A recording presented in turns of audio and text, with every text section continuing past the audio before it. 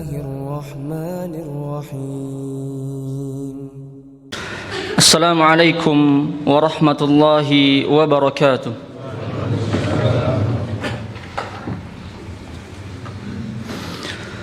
إن الحمد لله نحمده ونستعينه ونستغفره ونعوذ بالله من شرور أنفسنا وسيئات أعمالنا. من يهده الله فلا مضل له ومن يضلل فلا هادي له. أشهد أن لا إله إلا الله وحده لا شريك له وأشهد أن محمدا عبده ورسوله. يا أيها الذين آمنوا اتقوا الله حق تقاته ولا تموتن إلا وأنتم مسلمون. يا أيها الناس اتقوا ربكم الذي خلقكم من نفس واحدة وخلق منها زوجها وبث منهما رجالا كثيرا ونساء واتقوا الله الذي تساءلون به والأرحام إن الله كان عليكم رقيبا. يا أيها الذين آمنوا اتقوا الله وقولوا قولا سديدا يصلح لكم أعمالكم ويغفر لكم ذنوبكم ومن يطع الله ورسوله فقد فاز فوزا عظيما. أما بعد فإن أصدق الحديث كتاب الله وخير الهدي هدي محمد صلى الله عليه وسلم وشر الأمور محدثاتها فإن كل محدثة في الدين بدعة وكل بدعة ضلالة وكل ضلالة في النار. Jamaah kaum muslimin, sidang Jumat azanillahu wa iyyakum. Kembali kita di tempat yang penuh berkah ini, di hari yang penuh berkah ini, di waktu yang sangat mulia ini, kita panjatkan puji syukur kita kehadirat Allah Subhanahu wa taala. Karena tidaklah kita bisa menjalankan ibadah-ibadah ini berkumpul di salah satu rumah dari rumah-rumah Allah Subhanahu wa taala, melainkan itu semua atas karunia, nikmat, fasilitas yang Allah Subhanahu wa taala berikan kepada kita.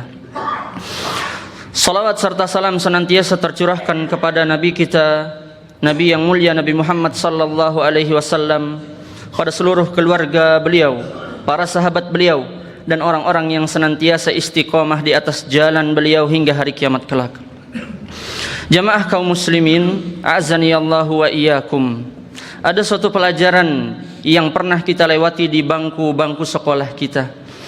Pelajaran yang sering kita ulang-ulang, bahkan pelajaran yang selalu kita dapati dalam kehidupan kita sehari-hari, yaitu tentang al-asbab wal musabbabat. Pelajaran itu adalah tentang sebab dan akibat. Semua kita sudah faham tentang sebab dan akibat. Lalu bagaimana syariat Islam memandang tentang sebab dan akibat? Di banyak ayat Allah Subhanahu wa taala telah mengisyaratkan tentang hukum sebab dan akibat. Dan sebelum kita bacakan ayatnya, perlu kita pahami apa perbedaan antara sebab dan akibat. Sebab adalah sesuatu yang menjadikan timbulnya akibat. Adapun akibat adalah sesuatu hasil yang tercipta, yang terbentuk, yang terjadi setelah sebab itu ditempuh. Allah Subhanahu wa taala berfirman dalam surah At-Talaq ayat 2 dan 3. Wa may yattaqillaha yaj'al lahu makhraja. Dan barang siapa yang bertakwa kepada Allah Subhanahu wa taala, Allah berikan dia jalan keluar. Wa yarzuqhu min haitsu la yahtasib. Dan Allah Subhanahu wa taala berikan dia rezeki dari arah yang tidak dia duga-duga. Di ayat ini Allah Subhanahu wa taala mengisyaratkan adanya sebab dan akibat. Di antara sebabnya adalah takwa kepada Allah Subhanahu wa taala. Dan akibat yang bisa diraih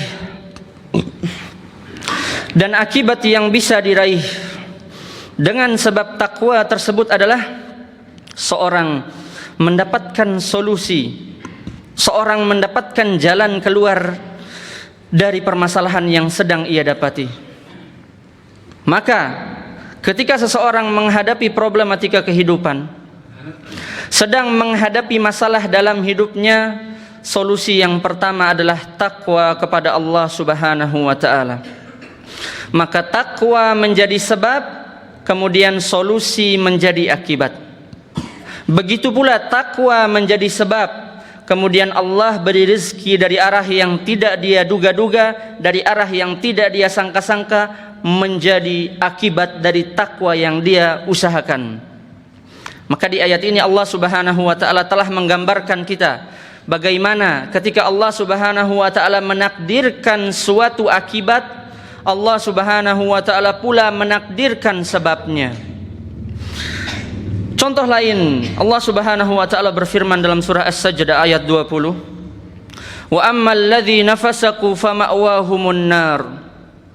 Adapun orang-orang yang berbuat fasik, orang-orang yang berbuat kerusakan di muka bumi, maka tempat kembali mereka adalah neraka. Di ayat ini Allah kembali terangkan kepada kita suatu sebab dan akibat. Sebabnya adalah seseorang berbuat kerusakan di muka bumi. Seorang berbuat dosa, berbuat fasik, maka akibat yang dia peroleh adalah tempat kembalinya di akhirat adalah neraka jahanam. Lagi-lagi Allah Subhanahu wa taala gambarkan kepada kita, ketika Allah takdirkan sebab, ketika Allah takdirkan akibat, Allah juga takdirkan sebab di dalamnya. Kemudian dalam memahami, dalam menyimpulkan sebab dan akibat, manusia secara umum terbagi menjadi 3 golongan. Golongan yang pertama adalah orang-orang yang menolak sebab tersebut. Mereka menetapkan akibat, akan tapi mereka menolak sebabnya. Ini diketahui dengan keyakinan Al-Kasab atau Al-Kasbul Asy'ari. Mereka mengatakan bahwasannya sesuatu terjadi bukan karena sebabnya. Sebabnya semua adalah karena kehendak Allah Subhanahu wa taala. Kita berikan contoh ketika kita gunakan pemahaman ini, orang-orang yang menolak sebab. Ruangan dalam masjid ini terasa dingin karena sebab ada AC atau pendingin ruangan. Kita kaum muslimin ahlu sunnah wal jamaah, orang-orang yang berakal, meyakini akibat atau ruangan ini bisa dingin karena sebab adanya pendingin ruangan tersebut, atau karena sebab AC tersebut dinyalakan. Adapun orang-orang yang meyakini, berakidah dengan akidah Al-Kasab ini, mereka meyakini ruangan ini dingin sebabnya bukan karena AC tersebut. Dinyalakannya AC tersebut hanya pertanda bahwasannya ruangan ini akan dingin. Adapun sebab dinginnya ruangan ini adalah kehendak dari Allah Subhanahu wa taala. Contoh yang lain, seseorang merasa lapar, kemudian dia mengambil makanan lalu memakannya. Setelah makan dia merasakan kenyang, maka ahlu sunnah meyakini dia kenyang adalah akibat. Salah satu sebabnya adalah karena dia sudah makan. Akan tapi orang-orang yang meyakini dengan pemahaman Al-Kasab ini mengatakan dia kenyang bukan karena dia makan. Dia makan bukanlah sebab dia kenyang. Akan tapi dia makan hanya pertanda bahwasanya dia akan kenyang. Sebabnya adalah Allah Subhanahu wa taala. Kita katakan keyakinan ini menyimpang dari pemahaman yang Allah Subhanahu wa taala firmankan dalam Al-Qur'an dan bertentangan dengan hadis-hadis dari Nabi sallallahu alaihi wasallam, juga bertentangan dengan akal sehat manusia. Itu golongan yang pertama. Golongan tipe manusia yang kedua adalah golongan pertengahan. Mereka adalah ahlus sunnah wal jamaah, orang-orang yang selalu berpegang teguh dengan Al-Qur'an dan Al-Hadis. Mereka meyakini ketika Allah takdirkan suatu akibat, Allah juga takdirkan sebabnya. Ketika Allah takdirkan kita kenyang, Allah takdirkan kita makan atau minum. Ketika Allah takdirkan ruangan masjid ini menjadi dingin, karena Allah takdirkan kita menyalakan AC tersebut. Itulah hukum sebab dan akibat. Adapun ketergantungan ahlus sunnah kepada sebab, semua terikat atas kehendak dan ketentuan dari Allah Subhanahu wa taala. Kita tahu bahwasanya api itu membakar, api itu menghanguskan, api itu merusak. Akan tapi terkadang Allah rubah sebab dan akibat. Dalam kisah Nabi Ibrahim, ketika Nabi Ibrahim alaihissalam dilemparkan ke api yang dinyalakan untuk membakar khusus Nabi Ibrahim, Allah Subhanahu wa taala berfirman kepada api, "Wa qulna ya naru kuni bardan wa salaman ala Ibrahim." Kami firmankan, kami katakan kepada api, "Wahai api, jadilah engkau dingin dan jadilah engkau keselamatan untuk Ibrahim." Maka api itu membakar benda-benda selain Nabi Ibrahim. Api itu menjadi dingin, menjadi keselamatan untuk Nabi Ibrahim. Maka ahlu sunnah meyakini sebab dan akibat. Akan tapi sebab dan akibat itu terikat atas kehendak dan keputusan dari Allah Subhanahu wa taala. Bisa jadi Allah Subhanahu wa taala membolak-balikan sebab dan akibat tersebut. Ini golongan yang kedua. Adapun tipe manusia yang ketiga adalah orang-orang yang berlebih-lebihan dalam menetapkan sebab. Sesuatu yang bukan sebab mereka katakan itu sebab. Golongan ini kita dapati ada pada saudara-saudara kita kaum muslimin yang masih gemar memakai jimat-jimat rajah-rajah dan semisalnya. Kita beri satu contoh, satu jimat yang masih banyak kita lihat di tangan-tangan kaum muslimin. Suatu akar yang diambil dari dasar laut yang sering disebut dengan akar bahar. Akar ini diyakini memiliki banyak khasiat, kuat dalam bekerja, berkarisma, berwibawa di hadapan orang lain, terhindar dari penyakit, terhindar dari sihir, dan banyak lagi khasiat-khasiat yang diklaim oleh orang-orang yang menjual akar bahar tersebut. Maka kita katakan suatu sebab dikatakan sebab harus memenuhi salah satu dari dua syarat. Contoh lain lagi, orang-orang yang meyakini suatu sebab padahal itu bukan sebab. Seperti kita dapati sebagian kaum muslimin, semoga Allah Subhanahu wa taala berikan hidayah, mereka berkeyakinan ketika memajang foto ulama di dalam rumahnya, maka rumahnya akan terhindar dari bala dan bencana. Dalam hal ini mereka menetapkan foto tersebut sebagai sebab keselamatan, padahal Allah Subhanahu wa taala tidak jadikan itu sebagai sebab. Dan inilah yang kita dapati kepada saudara-saudara kita yang masih setia mengenakan jimat-jimat, penglaris-penglaris dan semisalnya. Mereka menetapkan suatu sebab, padahal sebab itu Allah Subhanahu wa taala tidak jadikan sebagai sebab. Maka kaum muslimin harus cerdas. Bagaimana dia mengetahui suatu sebab ini sesuai dengan syariat Islam atau suatu sebab ini bertentangan dengan syariat Islam? Dia harus memahami bahwasanya sebab yang syar'i harus memenuhi salah satu dari dua syarat, sebagaimana yang dijelaskan oleh para ulama. Kalau dua syarat ini tidak terpenuhi semuanya, maka itu tidak bisa kita tempuh sebagai sebab. Syarat yang pertama adalah syarat syar'i, atau sebab itu memiliki dalil, baik itu dari Al-Quran maupun As-Sunnah. Ketika sebab itu memiliki dalil yang jelas, dalil yang sahih, maka kita tempuh itu sebagai sebab. Satu contoh, Allah Subhanahu wa taala berfirman dalam surah An-Nahl tentang keutamaan madu. Yakhruju min butuniha syarabun mukhtalifun alwanuh fihi shifaa'un linnas. Keluar dari perut-perut hewan tersebut minuman yang beraneka ragam warnanya. Ada madu putih, madu hitam, dan aneka ragam warnanya. Fihi shifaa'un linnas. Di dalam madu tersebut ada obat, ada penyembuh bagi manusia. Maka dalil telah berbicara bahwasanya madu itu sebagai sebab kesembuhan. Madu itu sebagai sebab yang syar'i, dan dia telah memenuhi syarat yang pertama, yaitu ada dalilnya.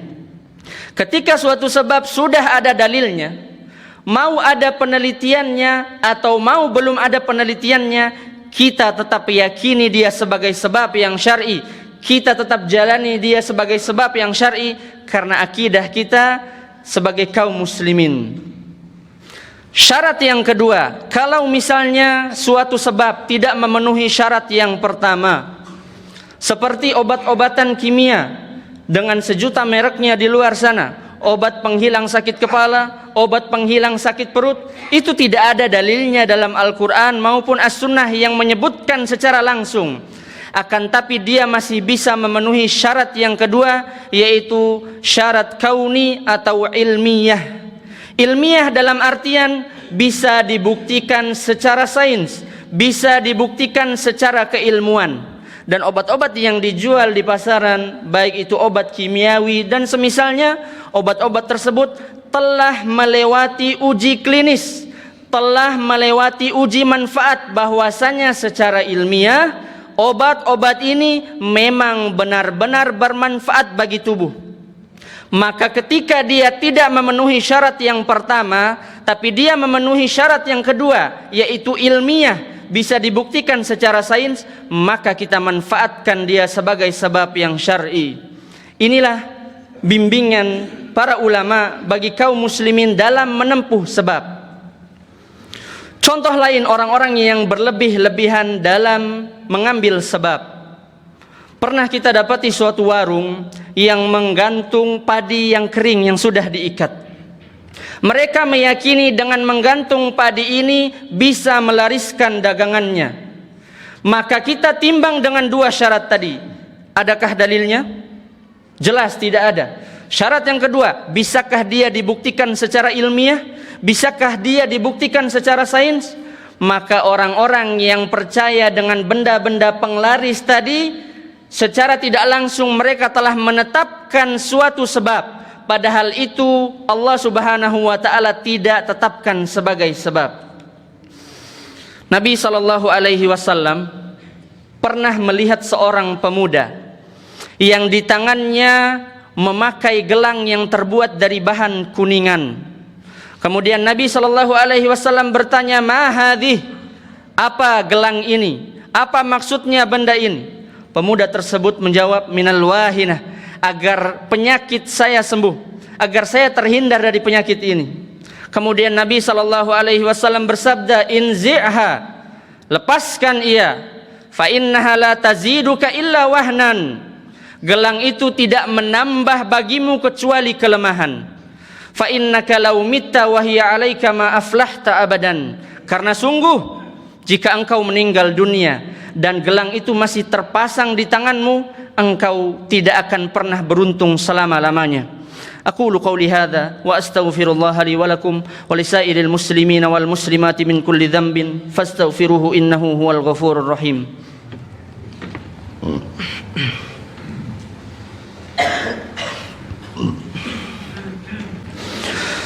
Alhamdulillah wassalatu wassalamu ala Rasulillah wa ala alihi wa ashabihi wa man walah.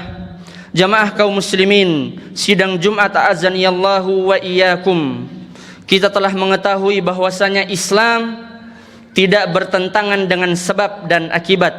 Justru Islam mengatakan Allah menakdirkan akibat, Allah pula menakdirkan sebabnya. Maka sudah saatnya kaum muslimin untuk lepas dari benda-benda klinis, untuk lepas dari jimat-jimat, untuk lepas dari cincin-cincin keberuntungan, untuk lepas dari penglaris-penglaris dagangan. Bahkan yang sekarang sedang ramai dibicarakan adalah spirit doll, salah satu mainan yang dijadikan berhala dan dijadikan sebagai sebab bahwasanya mainan tersebut, boneka tersebut membawa keberuntungan. Maka mereka telah menetapkan sebab keberuntungan, padahal itu bukan sebab, karena tidak mungkin ada dalilnya. Kalaupun ada dalilnya, justru dalilnya melarang dari hal tersebut, dan hal tersebut tidak dibuktikan, tidak bisa dibuktikan secara ilmiah. Sama seperti saudara-saudara kita yang masih memakai di tangannya akar-akar yang diambil dari dasar lautan. Kalau misalnya akar itu bisa dibuktikan secara ilmiah, bisa diteliti secara sains, para dokter menyetujuinya bahwasanya akar itu bermanfaat untuk kesehatan, akar itu bisa meningkatkan wibawa, kita pakai akar itu bersama-sama. Akan tapi kalau itu tidak bisa dibuktikan atau hanya klaim sepihak dari pihak-pihak yang menjualnya saja, maka kaum muslimin yang cerdas tidak menempuhnya sebagai sebab, karena dikhawatirkan bisa menjatuhkan seseorang ke dalam kesyirikan. Kemudian dia berkata, saya yakini gelang yang saya pakai ini bukan dia yang memberi saya kekuatan, bukan dia yang memberi saya kesembuhan. Kesembuhan, kekuatan, semuanya dari Allah Subhanahu wa ta'ala. Tapi saya yakini gelang ini hanya sebagai sebab saja. Semua kekuatannya murni dari Allah Subhanahu wa ta'ala. Maka keyakinan seperti ini dia telah terjatuh ke dalam asyirkul asghar, syirik kecil. Meskipun dia meyakini gelang itu, jimat itu, foto itu hanya sebagai sebab. Karena salah satu kekeliruan orang-orang yang terjatuh ke dalam syirkul asghar adalah mereka membuat suatu sebab padahal itu bukan sebab. Lebih parah lagi kalau mereka meyakini kekuatan itu, kesembuhan itu murni langsung dari jimatnya, maka ini bisa terjatuh ke dalam asyirkul akbar, syirik akbar yang bisa mengeluarkan seseorang dari Islam. Mudah-mudahan kita kaum muslimin secara umum selalu diberikan hidayah oleh Allah Subhanahu wa ta'ala. Mudah-mudahan kaum muslimin semakin cerdas, semakin bijak. Semoga Allah Subhanahu wa ta'ala kuatkan langkah kita. Semoga Allah Subhanahu wa ta'ala perlihatkan yang benar itu benar. Semoga Allah Subhanahu wa ta'ala perlihatkan yang salah itu salah di hadapan mata kita. Marilah kita berdoa kepada Allah Subhanahu wa ta'ala. Inna Allah wa malaikatihi yusalluna ala nabi ya ayyuhalladzina amanu sallu alaihi wa sallimu taslima. Allahumma ighfir lil muslimina wal muslimat wal mu'minina wal mu'minat al ahya'i minhum wal amwat innaka sami'un qaribun mujibud da'wat. Allahumma salli ala Muhammad wa ala ali Muhammad kama sallaita ala Ibrahim wa ala ali Ibrahim wa barik ala Muhammad wa ala ali Muhammad kama barakta ala Ibrahim wa ala ali Ibrahim innaka Hamidum Majid. Allahumma ighfir lil muslimina wal muslimat wal mu'minina wal mu'minat al ahya'i minhum wal amwat innaka sami'un qaribun mujibud da'wat ya qadiyal hajat. Rabbana la tuzigh qulubana ba'da idh hadaitana wa hab lana min ladunka rahmah innaka antal wahhab. Rabbana zalamna anfusana wa illam taghfir lana wa tarhamna lanakunanna minal khasirin. Allahumma inna nas'alukal jannah. Allahumma ja'alna mimman yuqalu lahum udkhuluha bisalamin aminin. Allahumma inna na'udzubika min adzabi jahannam. Rabbana atina fid dunya hasanah wa fil akhirati hasanah wa qina adzaban nar. Wa akhiru da'wana aqimus salah.